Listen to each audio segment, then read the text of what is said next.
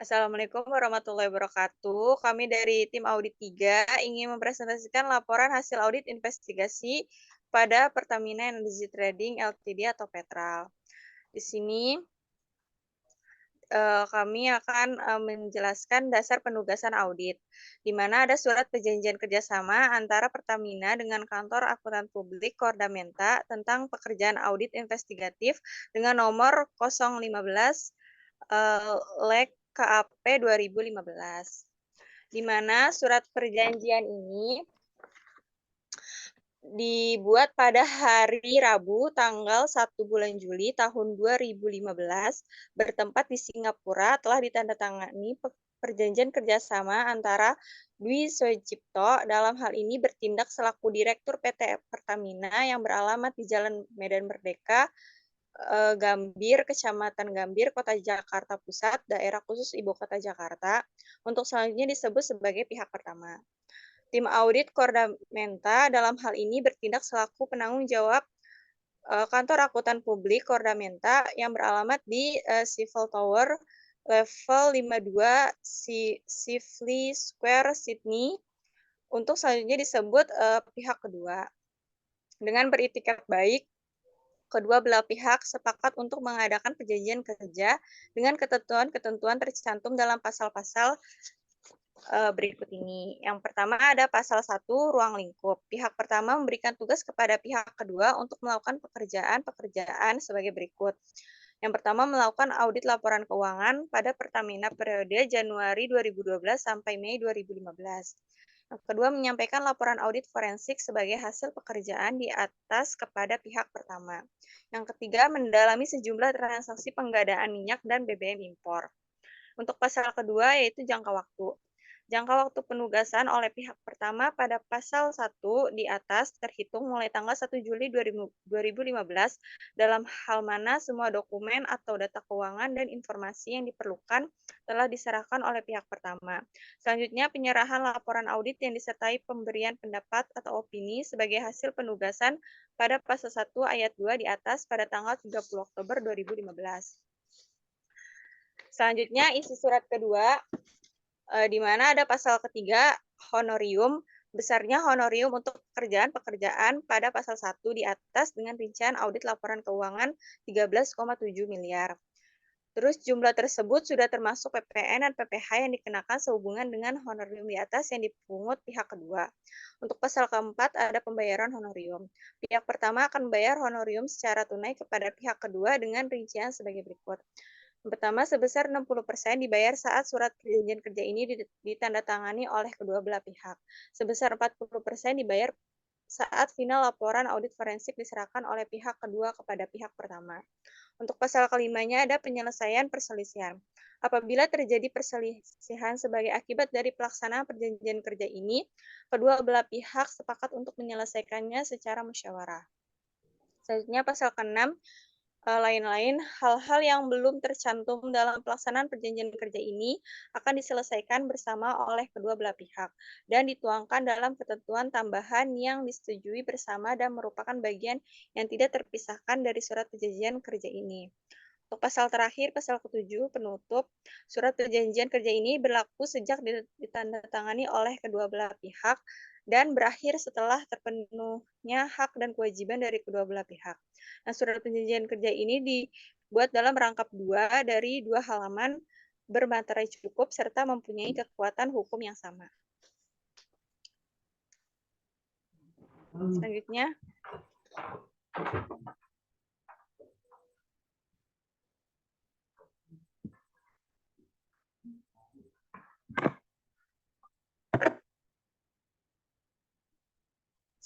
surat penugasan yang dibacakan oleh Anissa. Selanjutnya di sini ada surat penugasan. Surat penugasan ini pada nomor B051 Reskrim Pol 9 2015.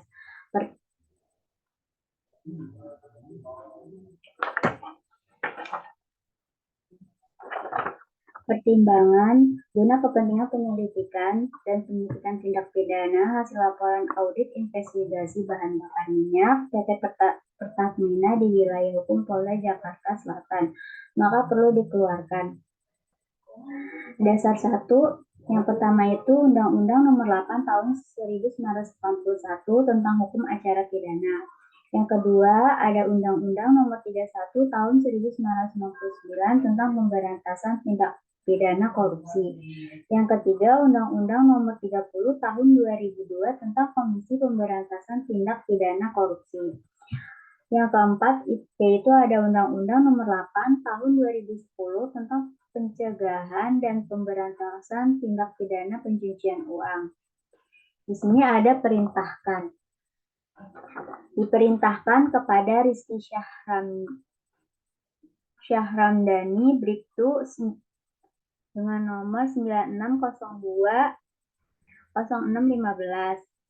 Jabatannya itu sebagai anggota Satreskrim Polres Jakarta Selatan. Yaitu yang pertama, untuk melakukan tugas kepolisian berupa penyidikan dan penyelidikan undercover, baik penggeledahan, penangkapan, dan penyitaan terhadap pelaku tindak pidana hasil laporan audit investigasi bahan bakar minyak PT Pertamina di wilayah hukum Polda Jakarta. Yang kedua, ada melaksanakan perintah dengan seksama dan penuh rasa tanggung jawab dan melaporkan hasilnya kepada Direktur Kriminal Umum Polda Jakarta. Yang ketiga, ada surat perintah ini berlaku sejak tanggal 1 Juli hingga 30 Oktober 2015. Dikeluarkan di Jakarta pada tanggal 1 Juli 2015, Direktur Kriminal Umum Polda Jakarta.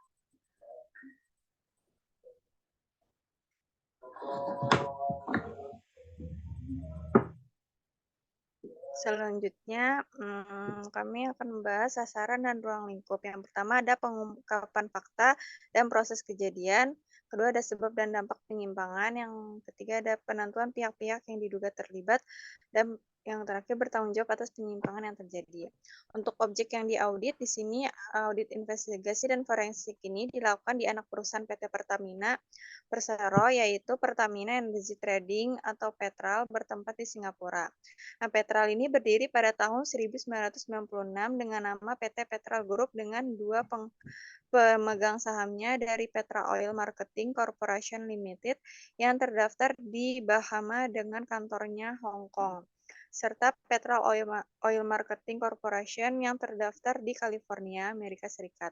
Pada tahun 1978, kedua perusahaan pemegang saham Petral tersebut melakukan merger dengan mengubah nama perusahaannya menjadi Petra Oil Marketing Limited yang terdaftar di Hong Kong. Kemudian pada 1979 sampai 1992, kepemilikan saham Petra Oil Marketing Limited dimiliki oleh perusahaan Zambezi Investment Limited yang terdaftar di Hong Kong dan Pertamina Energy Service Limited yang terdaftar di Singapura. Pada 1998, perusahaan tersebut diakuisisi oleh Pertamina Persero dan pada tahun 2001 mengubah namanya menjadi PT Pertamina Energy Trading atau Petral. Selain Pertamina, sahamnya juga dimiliki Zambezi Investment Limited dan Pertamina Energy Service Limited.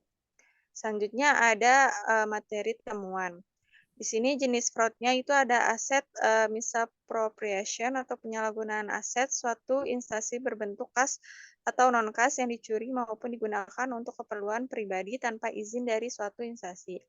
Yang kedua ada abuse of power atau penyalahgunaan wewenang. Untuk pengungkapan fakta dan proses kejadiannya di sini kasus Petral bermula ketika anak perusahaan Pertamina ini mendapatkan opini wajar tanpa pengecualian dari kantor akuntan publik PwC Singapura yang telah selesai diaudit oleh PwC pada 16 Januari 2015. Anggota tim reformasi tata kelola minyak dan gas mengatakan dalam pertemuannya dengan Pertamina Energy Trading atau Petral pada Rabu 17 Desember 2014 terungkap persoalan dalam bisnis Petral yang belum selesai. Menurut anggota tim reformasi tata kelola minyak dan gas ini, Petral tidak mengetahui identitas pemilik perusahaan pemenang lelang pengadaan minyak yang selama ini bekerja sama dengan mereka. Petral selama ini menjadi trading arm atau entitas yang bertugas menangani jual beli produk minyak Pertamina. Petral menjadi sorotan karena dituding sebagai seorang mafia yang memburu rantai dari impor minyak. Petrol dituding tidak transparan dalam menyelenggarakan impor. Hal ini menyebabkan kerugian negara dari kacaunya tata kelola impor migas. Kecurangan petrol merupakan persoalan yang skalanya luar biasa besar dan tekniknya sangat canggih dan rumit sehingga mampu berjalan selama puluhan tahun tanpa terdeteksi oleh auditor. Karena rantai perdagangan yang besar dalam skala internasional, rasanya tidak cukup jika hanya dilakukan audit investigatif. Bahkan dikatakan bahwa ketika ada diskon minyak bumi sebesar 1,3 USD per barel, namun yang kemudian dilaporkan ke negara hanya sebesar 0,3 USD per barel, jika dikalikan dengan jumlah barel yang diimpor, tentu kerugiannya sangat besar untuk negara. Setelah berbagai pemberitaan media, Pertamina menunjuk kantor akuntan publik Kordamenta untuk melakukan audit forensik atas anak perusahaannya. Selanjutnya akan dibacakan oleh Anissa. Selanjutnya di sini ada sebab dan dampak fraud kerugian keuangan. Yang pertama ada penyebab terjadinya kasus. Kasus ini terjadi dikarenakan Peter hanya dengan administrator trader, bukan trading company yang dimana tidak melakukan transaksi dengan pihak ketiga atau di plan Windows Market, bursa minyak Singapura. Petrol tidak mempunyai profesional trader dan sepenuhnya menjadi price taker. Pelaksanaan fungsi sebagai market intelligence oleh Petrol tidak dilakukan dengan baik. Siapa pemasok sebenarnya dari minyak yang dibeli Petrol dari NOC atau MOC tidak dipandang sebagai kewajiban Petrol. Dan Petrol tak berminat menjadi trading company sehingga tidak punya blending specialist dan blending specialist sendiri. Yang kedua ada dampak kasus. Dampak yang diberikan dari kasus Petrol terutama terhadap negara dan masyarakat Indonesia sebagai berikut. Yang pertama itu ada kerugian negara terhadap minyak bumi. Yang kedua, selain itu pemerintah mengambil langkah untuk membubarkan Petrol. Dan jika dibubarkan akan mengganggu hajat hidup orang banyak dikarenakan anak perusahaan Pertamina tersebut merupakan BUMN strategis. Yang ketiga ada pembisnis pembelian minyak akan jatuh ke tangan trader-trader yang lebih kecil dan berpotensial menimbulkan mafia baru dalam dunia migas. Yang terakhir ada perbankan. Nasional tidak akan sanggup membiayai impor minyak karena kepentingan importir lain akan masuk dengan adanya pergantian importir minyak dengan dibubarkannya Petrol. Selanjutnya ada pihak yang diduga terlibat atau bertanggung jawab. Yang pertama, Direktur Utama Petrol Bambang Irianto. Bambang Irianto BTO, dia pernah menjabat Direktur Utama Petrol sebelum diganti pada 2015 dan ia juga pernah memegang jabatan penting di Pertamina Energy Research. Yang dilakukan Bambang saat itu menjabat Vice President Marketing, diduga mengamankan jatah untuk Camel Oil dalam tender pembelian atau penjualan minyak yang dilakukan perusahaannya. PS bahkan tidak mematuhi arahan Presiden Susilo Bambang Yudhoyono pada 2012 soal urutan prioritas rekanan, yaitu National Oil Company. Refine produsen kilang, penjual atau pembeli potensial. Bambang diduga menerima suap sekitar 2,9 juta dolar AS lewat rekening di luar negeri memiliki perusahaan Siap Group Holding. Perusahaan cangkang yang didirikan Bambang ini berkedudukan di British Virgin Islands, negara surga pajak. Kasus ini KPK menjerat Bambang dengan pasal 12 huruf A atau pasal 12 huruf B, subsidiar pasal 11 Undang-Undang Pemberantasan Tindak Pidana Korupsi. Menurut Laude, KPK menyelidiki kasus ini sejak Juni 2014 dan sampai sekarang sudah memeriksa 53 saksi serta menelusuri dokumen di berbagai negara. Yang kedua itu ada manajer Petrol Agus Bahtiar Mulyono, Khairul Rahmat, dan Tafkir.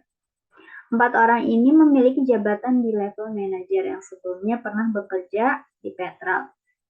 4 orang ini diindikasikan membocorkan informasi mengenai tender pengadaan minyak Petrol kepada pihak luar. Akibat kebocoran informasi tersebut, anak usaha Pertamina ini memperoleh minyak dengan harga tinggi.